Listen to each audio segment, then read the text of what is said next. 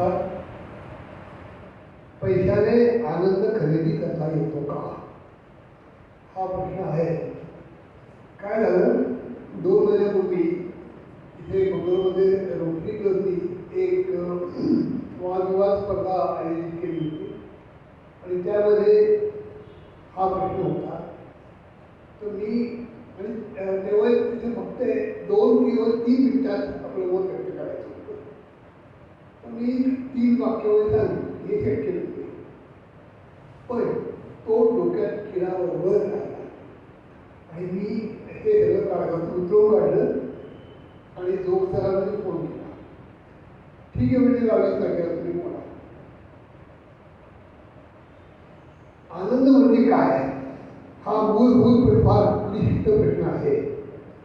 आनंद म्हणजे जीवनातील सर्व उतारांना स्वीकारून स्वतःच्या अस्तित्वाशी एकरूप होऊन येणारी मानसिक शांतता, असाही एक युक्तिवाद करता येतो. समर्थ रामदासांनी त्याचबरोबर सामान्य माणसाची सुख आणि आनंद याबाबत काय कल्पना असते ते सांगितले आहे. आनंद म्हणजे नेमके काय. भूक लागलेल्या माणसाला अन्न मिळाले किंवा तहान दिलेल्या पाणी प्यायला मिळाले तर त्याला जे सुख वाटते तो त्याचा आनंद. अनेक वर्षे तुरुंगवासात राहिलेला कैदी जेव्हा तिथून सुटून येतो तेव्हा त्याला आनंद होतो. कोणी महापुरात गटांगळ्या खाताना अचानक पलीकडच्या तिला पोहोचला तर त्यालाही आनंद होतो.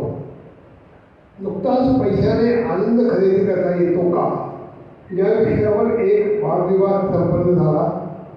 मी या प्रश्नाने चक्रावलो, कारण माणसाचा आपल्या जीवनाशी संबंधित दृष्टिकोन अत्यंत व्यावहारिक आणि व्यावसायिक बनला आहे.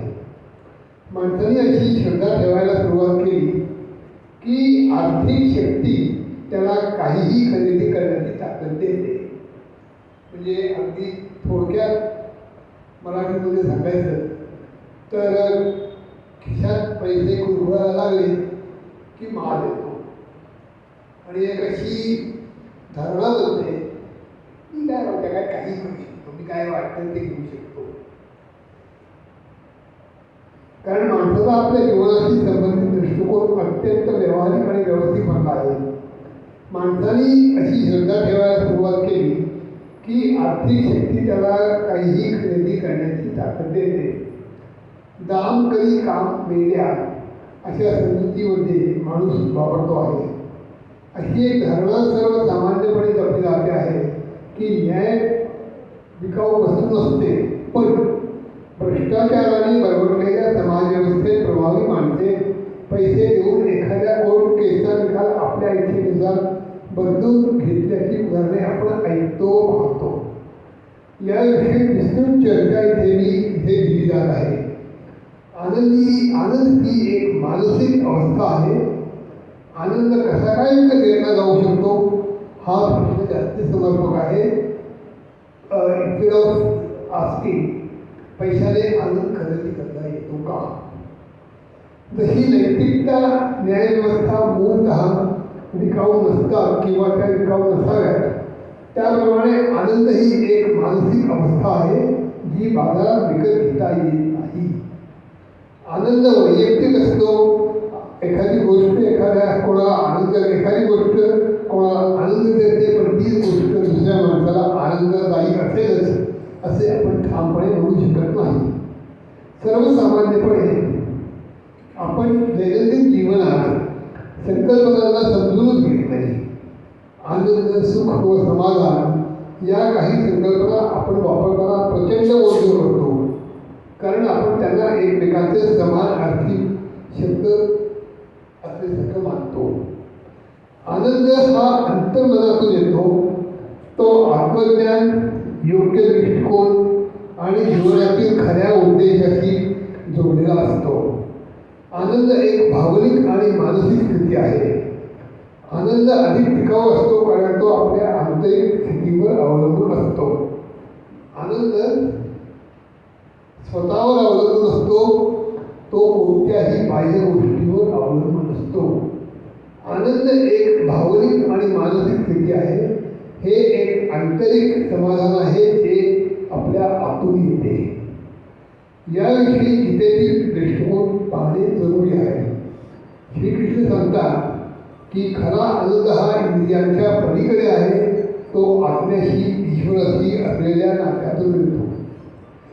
मनाचा तो भाव किंवा अवस्था जी एखादी प्रिय व इच्छित वस्तू मिळाल्यावर वा एखादे चांगले व शुभकार्य पार पडल्यानंतर होतो त्यास आनंद म्हणता येते. जेव्हा आपण आनंदी असतो तेव्हा आपल्या सभोवताच्या परिस्थितीची पर्वा न करता आपण शांत आणि समाधानी असतो. आनंद हा पवित्र आत्म्याचे फळ आहे जो आपल्याला देवाशी घनिष्ठ संबंध असताना मिळतो. आनंद क्षणभंगूर असतो आणि तो भौतिक यश, नातेसंबंध किंवा व्यावसायिक यश यासारख्या बाह्य घटकांवर अवलंबून असतो. संसारिक आनंद मिळाला की माणूस खुश होतो नव्हे, तो त्याचा आनंदच असतो. काही अनपेक्षितपणे मिळाले तर त्याचा आनंद द्विगुणित होतो, कारण त्याला ते मिळणं अनपेक्षित असतं. यालाच म्हणायचे स्वानंद, कारण तो अति खुश असतो. पण जेव्हा माणसाला असा आनंद मिळतो की तो नाचू शकत नाही, हसू शकत नाही, व्यक्त करू शकत नाही आणि फक्त तो आनंद घरीवरून अश्रू गाळीतच व्यक्त होतो, त्या आनंदाला काय म्हणायचं? अर्थात तोच खरा परमानंद. तो आनंद फक्त अनुभव असतो. या आनंदाला परमानंद म्हणायचं. आणि हा आनंद सर्वात वरचा नव्हे तर परम आहे, कारण त्याचं वर्णन केलं जाऊ शकत नाही, म्हणजे तो अवर्णनीय आहे. जो फक्त पुन्हा आठवल्याने द्विगुणित होत असतो तोच खरा आनंद, म्हणजेच परमानंद. एखादी असाध्य गोष्ट हवी लागते. माणूस स्वतःच्या विचारामध्ये गुंतलेला असतो आणि एखादी आंतरिक इच्छा त्याला सतावते व तो ईश्वरचरणी पूर्णतः एकाग्र होऊन विलीन होतो. तेव्हा हा आनंद मिळतो.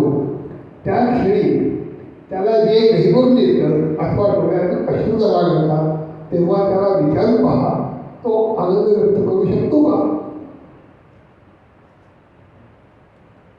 हा आनंद माणसाला जीवनापलीकडे काय याकडे बघण्याची दृष्टी देतो.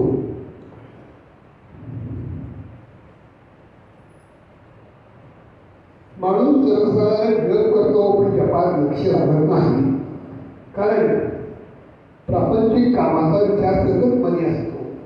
फक्त संख्यावारी लक्ष जप करतो पण लक्ष जपात नसते. पण ज्या वेळेला एखादा दैवी अनुभव त्याला येतो तेव्हा माळेचा प्रत्येक मणी हा ईश्वराचे तितक्या वेळेला पाय पकडण्याचा अनुभव देतो आणि पुन्हा प्रत्येक मण्याबरोबर तितके अश्रूही ते रूपी डोळ्यावाटे कळत असतात.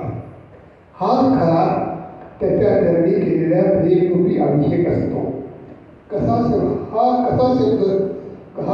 शब्दित करता येणारा आनंद आहे. इथूनच त्याची आंतरिक जीवनाची सुरुवात होते. तो थोडं अंतर्मुख व्हायला लागतो. ते एकाकीपणच त्याला आपलं ब्रह्मांड वाटत असतं. आणि जेव्हा तो पूर्णतः नामस्मरणात एकरूप होतो तेव्हा त्याला देव नाही, कोणती मूर्ती नाही, फक्त एक शून्य नजरेत येतं आणि या शून्यातच त्याचं सर्वस्व त्याला दिसतं. हीच त्याची आंतरिक जीवनाची पहिली पायरी असते. तो त्या क्षणी जेव्हा त्या शून्य बनण्याशी एकरूप होतो आणि स्वतःच देव असल्याचा अनुभव घेतो, तीच स्थिती त्याची प्राणायामिक स्थिती असते. अर्थात या स्थितीला ब्रह्मास्मी म्हटलं जातं. सुख हे बाह्य वस्तूवर अवलंबून असते. ते शारीरिक आणि इंद्रियांच्या गरजा पूर्ण झाल्यावर येते. सुख बाह्य परिस्थिती, वस्तू आणि व्यक्तीकडून मिळते. सुख क्षणिक असते, कारण ते बाह्य परिस्थितीवर अवलंबून असते आणि ती परिस्थिती बदलू शकते. समाधान, ज्याला इंग्लिशमध्ये कंटेंटमेंट म्हणतात, जे आहे त्या मनपूर्वक स्वीकार आणि शांती परिस्थिती बदलली तरी मन विचलित न होणे, जे मिळाले आहे त्यात कृतज्ञ राहणे, समाधान हे आनंद टिकवून ठेवण्यासाठी गुरुकिल्ली आहे. याविषयी गीतेतील दृष्टिकोन पाहणे आवश्यक आहे. समाधान हे संत आत्मज्ञान आणि कर्तव्य पालनातून मिळते. गीतेचा संदेश असा आहे की सुखाच्या मागे धावू नये, तर समाधानातून आनंद शोधावा. कारण सुख क्षणभंगुर आहे, पण आनंद आणि समाधान हे आत्म्याशी जोडलेले असल्याने शाश्वत आहेत. आनंद आणि समाधान या दोन परस्पर संबंधित संकल्पना आहेत, ज्या अनेकदा सामायिक वैशिष्ट्ये दर्शवतात. आनंद आणि समाधान दोन्ही अंतर्गत कल्याण आणि सकारात्मक भावनिक समाधानाच्या स्थितीचे सूचक आहेत. दोन्ही स्थितींमध्ये अनेकदा आनंद, शांती आणि पूर्णतेचा अनुभव येतो. असे मानले जाते की आनंद आणि समाधान ही दीर्घकालीन भावना आणि दृष्टिकोन दर्शवतात, जे क्षणिक आनंदाच्या पलीकडे जातात. आनंद आणि समाधान यांचे आणखी एक सामायिक वैशिष्ट्य म्हणजे ते अंतर्गत तसेच बाह्य घटकांवरती आधारित असू शकतात. जरी आनंदाचा संबंध सहसा बाह्य परिस्थितीमुळे उद्भवणाऱ्या तत्काळ भावनिक अनुभवाशी जोडला जातो, तरी समाधान अधिक दीर्घकालीन जीवनसंतुष्टी व अंतर्गत समतोलाशी संबंधित आहे, जे वैयक्तिक दृष्टिकोन आणि मूल्यांद्वारे आकार घेतात. याच सुसंगततेत एक अन्य तथ्य म्हणजे आनंद आणि समाधान हे दोन्ही वैयक्तिकरित्या अनुभवले जाऊ शकतात. एखाद्या व्यक्तीसाठी आनंद किंवा समाधान म्हणजे काय ते दुसऱ्या व्यक्तीसाठी वेगळे असू शकते. आनंद आणि समाधान हे एकमेकांशी घनिष्ठपणे जोडलेले असून मानवी कल्याणाच्या महत्त्वाच्या पैलूंना दर्शवतात. जीवन परिस्थिती व्यक्तीच्या आनंदाच्या अनुभवावर आणि एकूण जीवन संतोषावर प्रभाव टाकण्यात निर्णायक भूमिका बजावतात. यात अशा बाह्य घटकांचा समावेश होतो, जे सामान्यतः महत्त्वपूर्ण ठरू शकतात. जीवन परिस्थितीमध्ये सामाजिक आर्थिक स्थिती, शिक्षण, व्यावसायिक यश, आरोग्य, नाती आणि राहणीमान यांचा समावेश होतो. समृद्ध देशातील लोक सामान्यतः अधिक आनंद आणि समाधानाची पातळी अनुभवतात. हे कदाचित अशासाठी असू शकते की आर्थिक सुरक्षितता आणि भौतिक संपत्ती लोकांना त्यांच्या मूलभूत गरजा पूर्ण करण्यास आणि वैयक्तिक इच्छाही पूर्ण करण्यास सक्षम करतात. तथापि उत्पन्न आणि आनंद यातील संबंध सरळ रेषीय नाही आणि एका ठराविक मर्यादेपलीकडील अतिरिक्त पैसे आनंद वाढवतातच असे नाही, आणि एका ठराविक मर्यादेपलीकडील अतिरिक्त पैसे आनंद वाढवतातच असे नाही. याशिवाय आरोग्य आणि संबंध यात हे असंबंध देखील आनंदाच्या अनुभवावर मोठा परिणाम करतात. चांगले शारीरिक आणि मानसिक आरोग्य एक समाधानी जीवनासाठी महत्त्वाचा घटक आहे. सकारात्मक मानवी संबंध जीवन संतोषात मोठे योगदान देतात.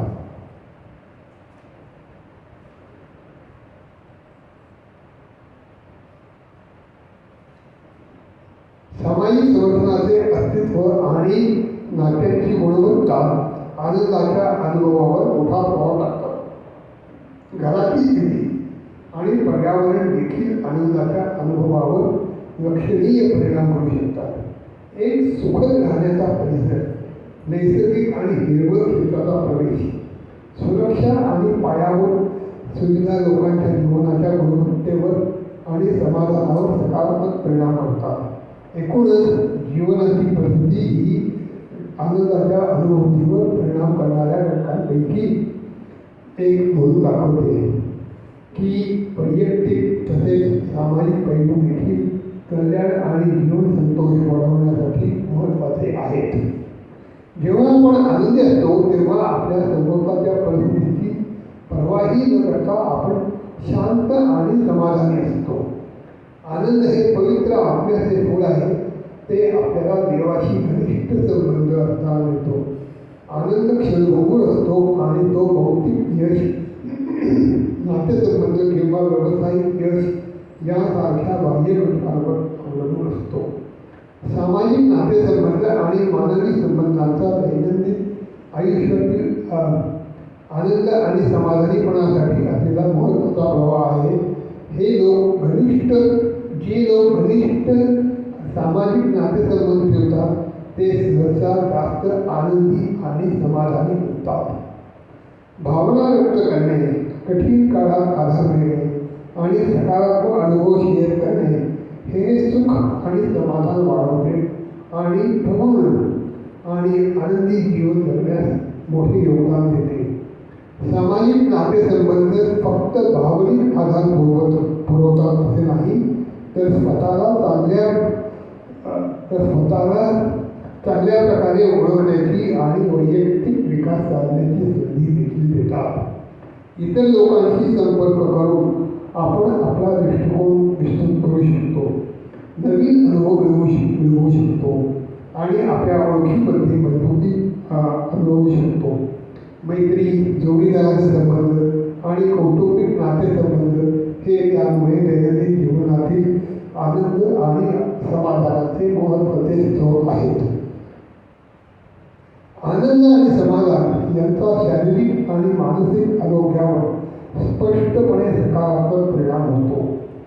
जे लोक आनंदी व समाधानी असतात ते सामान्यतः अधिक आरोग्यदायी असतात. हे विविध घटकांमुळे साध्य होते.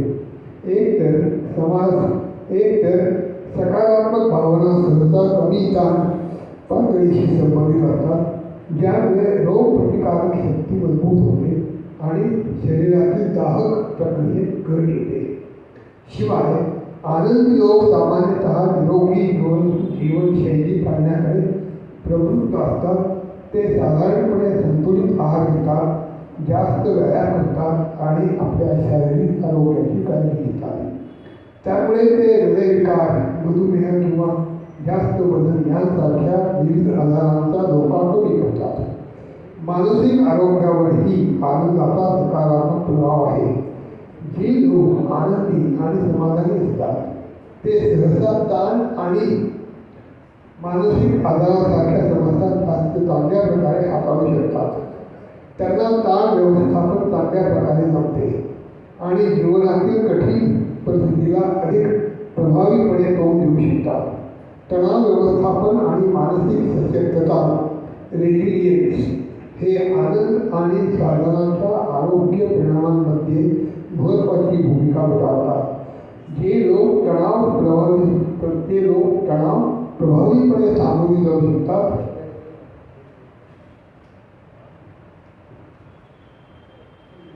त्यांच्यामध्ये सामान्यतः जास्त भावनिक स्थिरता आणि चांगले सामान्य सौख्य आढळते. आनंदी आणि समाधानी लोक सहसा दैनंदिन ताणतणावांशी अधिक प्रतिकार करू शकतात आणि कठीण परिस्थितीवर मात करण्याची त्यांची क्षमता जास्त असते. कठीण परिस्थितीवर मात करण्याची आणि आव्हानांमधून बळकट होण्याची क्षमता म्हणजे मानसिक लवचिकता. ज्यांना आनंद आणि संतोष मिळतो त्यांच्याकडे सहसा अधिक मानसिक लवचिकता असते, कारण सकारात्मक भावना आणि आशावादी जीवनदृष्टी त्यांना कठीण परिस्थितीशी चांगल्या प्रकारे सामना करण्यास मदत करतात. अपयशापासून पुन्हा उभे राहण्याची आणि बळकट होऊन परत येण्याची क्षमता वैयक्तिक आनंदाच्या अनुभूतीशी घनिष्ठपणे जोडलेली आहे.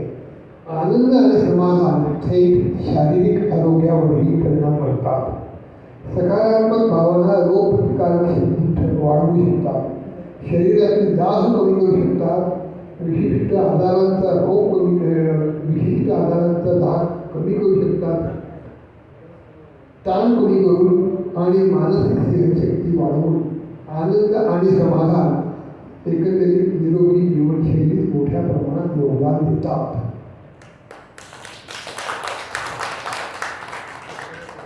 तर आता आणि हा प्रश्न मी तिथे रोखीमध्ये विचारला की बाबांनो मला एक सांगा, पैशाचा आनंदाशी काय संबंध?